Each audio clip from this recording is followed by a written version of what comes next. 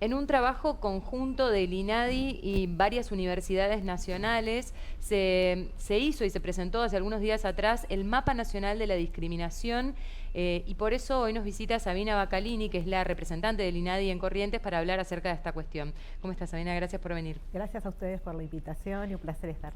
Bueno, este mapa de discriminación dejó datos interesantes que permiten también, obviamente, tomar decisiones a partir de eso. Si tuviéramos que definir, bueno, cuáles son los rasgos por los que los argentinos y argentinas discriminamos más, ¿qué dice este mapa? Bueno, primero decir que este mapa es un mapa que se realizó en el 2019, que después del último que se había hecho en el 2013 pasaron unos cuantos años, y bueno, revela datos que si bien nosotros ya lo veníamos sabiendo, obviamente por la percepción de la gente, nos revelan datos que hoy nos permiten seguir gestionando políticas públicas, pensando políticas públicas para ir en contra de la discriminación que hay, ¿no es cierto? Que por supuesto nos demuestra, si bien no nos demuestra que hay más discriminación, pero lo interesante es ver que sí, a través de las políticas que se han implementado, la gente percibe más dónde se producen y cuándo se producen hechos y prácticas discriminatorias, ¿no? Como que todo lo que se hace para dar a conocer, sensibilizar, ha tenido sus frutos, ¿no? Claro. Sí, esto ha aumentado. ¿Y por qué la gente se siente discriminada? ¿Por qué ha sido discriminada? Bueno, hay muchas, ¿no? Muchas variables, pero la que más resuena es por la situación racial, la estructura racista que tenemos todavía hoy y que nos va a costar mucho salir de esto.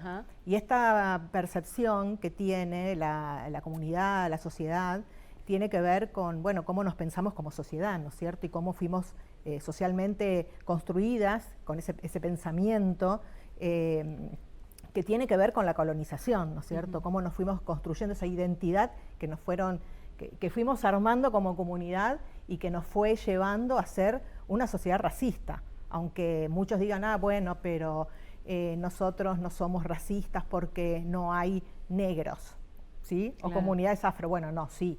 Que la hayamos invisibilizado no quiere decir que no haya y que no hayamos sido justamente, ¿no? Que no hayamos tenido prácticas racistas al invisibilizarlas, claro, a los pueblos originarios, a otras comunidades, a otros grupos, a otros colectivos. Y eso se nota, eso se ve y está activo, digamos. Sí, eso se ve y está activo, si bien hoy el racismo estructural también se da por otro tipo de situaciones, de prácticas y de actos que tienen que ver y están muy ligados a la situación de pobreza. Claro, a la situación socioeconómica. Exactamente. Y en este está bueno el plan leerlo, porque si bien uno no pregunta, ¿usted es racista, claro, o usted discrimina a tal grupo? Se hacen preguntas que finalmente determinan que si bien la pregunta es, bueno, ¿usted considera que los grupos o la población migrante no tiene que vivir hoy en la Argentina? Te contestan que no, que están de acuerdo. Claro. Y después cuando la pregunta siguiente es, ¿consideramos los argentinos que los extranjeros vienen a sacarnos el trabajo? Decimos que sí, digo. Claro. Y ahí nos vamos en la contradicción metiendo, sale la... Exactamente, nos vamos metiendo y va surgiendo las prácticas discriminatorias. Sí, perdón. ¿Tenemos alguna especificidad en cuanto a lo que pasa en nuestra región? Sí, concretamente en Corrientes, en primer lugar se discrimina por la condición estética.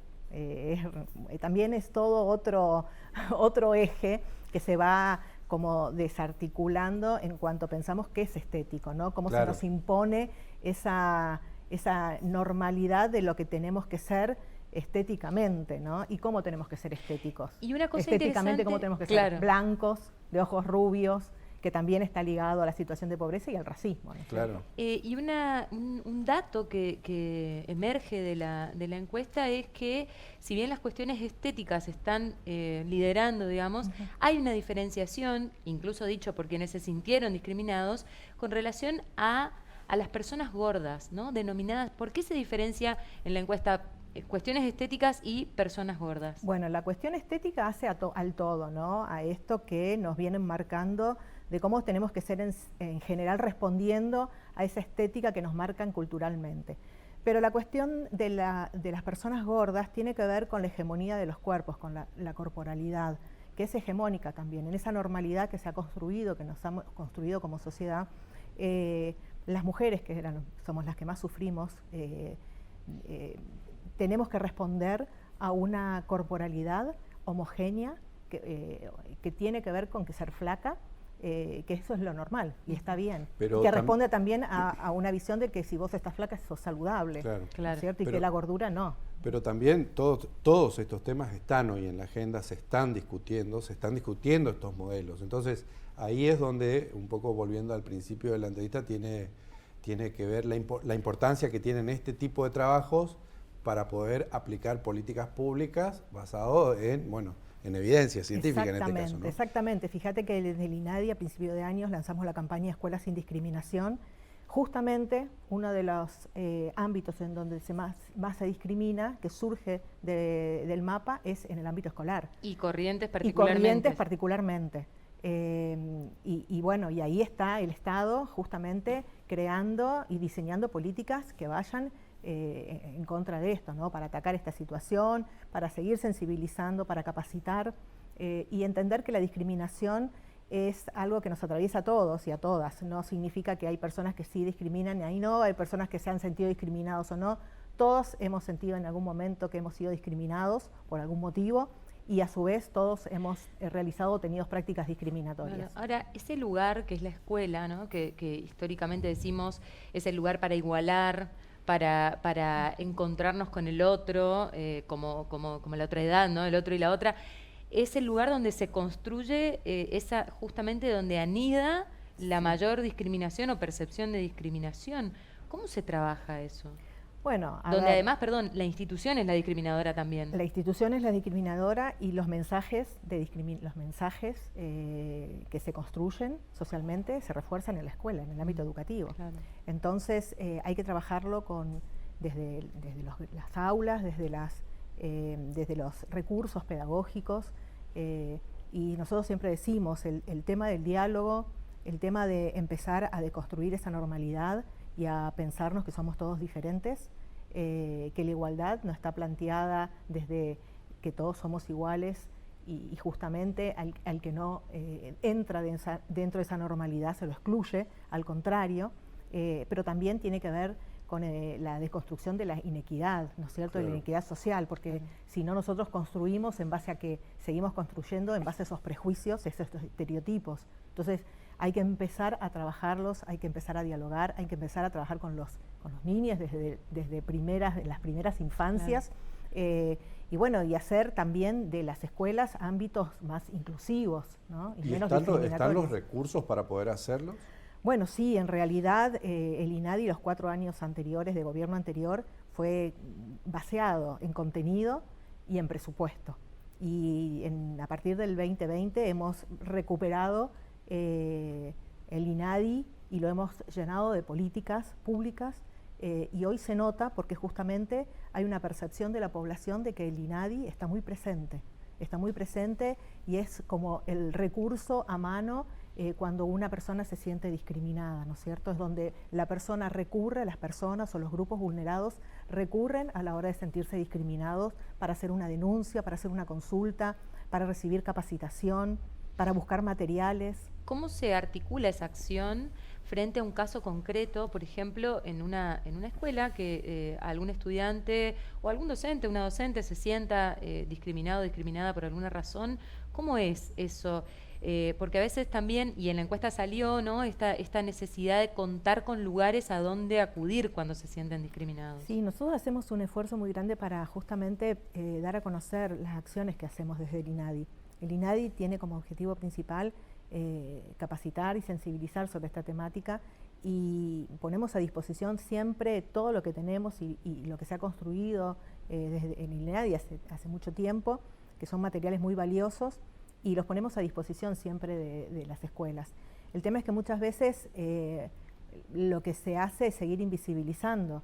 En vez de visibilizar, en vez de trabajar, en vez de atacar el problema o de trabajarlo, lo que se hace habitualmente es esconderlo, ¿no es cierto? Porque hay mucho temor. Bueno, también. acá las escuelas correntinas además tienen otro tipo de problemas porque institucionalmente frenan ciertos claro, asuntos, ciertos temas que no se tratan, etcétera, etcétera. ¿Ustedes tienen algún grado de contacto con...? Sí. ¿Y? Bien, mira, tenemos dos situaciones que se nos presentan. La primera es de docentes que están preocupados por las situaciones que se dan y nos llaman directamente, se comunican con nosotros y nos piden asistencia, nos piden capacitaciones y nosotros vamos. La otra situación que se nos da es cuando ya las cuestiones se salen claro, ya pasan, digamos, a situaciones más complejas y los directivos son directivos responsables, preocupados para resolverlo y no tienen temor, digamos, a que haya sanciones y nos llaman y vamos y acudimos. Acudimos con capacitaciones, con trabajo conjunto, con gestiones, trabajando de manera articulada con las familias, con los alumnos, con los docentes, para revertir estas prácticas.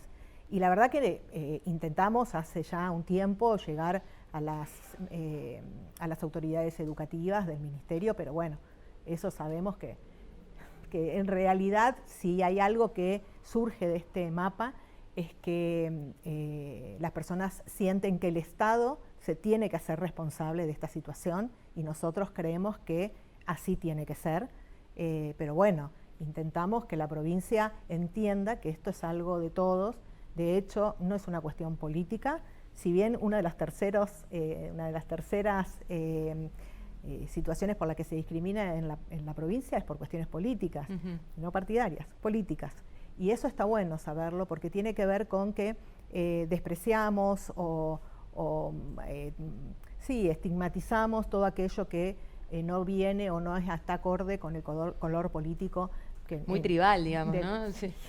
Digamos, sí. Y Sabina, por último, el camino de restitución cuando una persona se siente discriminada, en el abordaje que hacen ustedes, ¿es sancionatorio? ¿Es a través del diálogo? ¿Cómo se trabaja para volver o para, bueno, eso, ¿no? Restituir. Bueno, a ver, tenemos varias situaciones que se plantean y varias causas, ¿no? Varias causales, algunas mucho más graves y otras graves que necesitan una resolución inmediata, que tiene que ver con restituir un derecho, pero que muchas veces es de urgencia.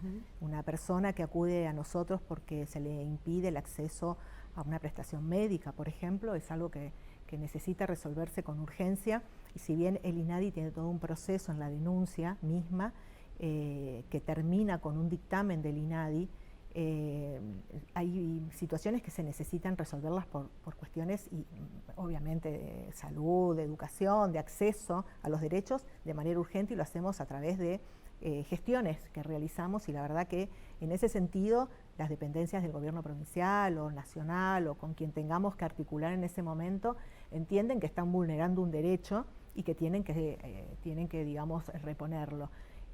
Por eso a veces se actúa de esta manera y los resultados son inmediatos. Cuando una persona necesita viajar porque viaja con una persona con discapacidad y necesita ir a una atención médica y por ejemplo, la empresa de transporte le niega el pasaje cuando es un derecho, claro, ahí estamos resolviéndolo de manera urgente. Ahora, hay situaciones que se resuelven de otras maneras, algunas tardan más porque tiene que ver con esto que decíamos, del diálogo, de la capacitación, de entender lo que se hizo mal, por decirlo, digamos, y que vulneró un derecho de un colectivo o de una persona, y a veces la sanción no es lo mejor, porque lo que queremos es lograr un cambio. Claro. Si nosotros sancionamos, no producimos este cambio, porque este cambio tiene que ver con razonar, con pensar, con ver al otro de una manera distinta, diferente, cuestionar la matriz, aceptar, ¿no? Claro, aceptar que en esa diferencia está lo positivo, ¿no es cierto? Claro, Así claro. que tratamos, te digo, tenemos un trabajo diario que intervenimos de muchas maneras, pero creo que hoy en día estamos tratando de posicionar en la provincia al INADI, yendo a los municipios, estando en lugares que muchas veces el Estado no llega, claro. Y bueno. Muchas gracias por haber venido. No, muchas gracias a ustedes y bueno, espero poder volver en otra oportunidad. Claro, así será. Estuvimos hablando acerca del Mapa Nacional de Discriminación de la Argentina. ¿Por qué nos sentimos discriminados y discriminadas en nuestro país y en nuestra provincia?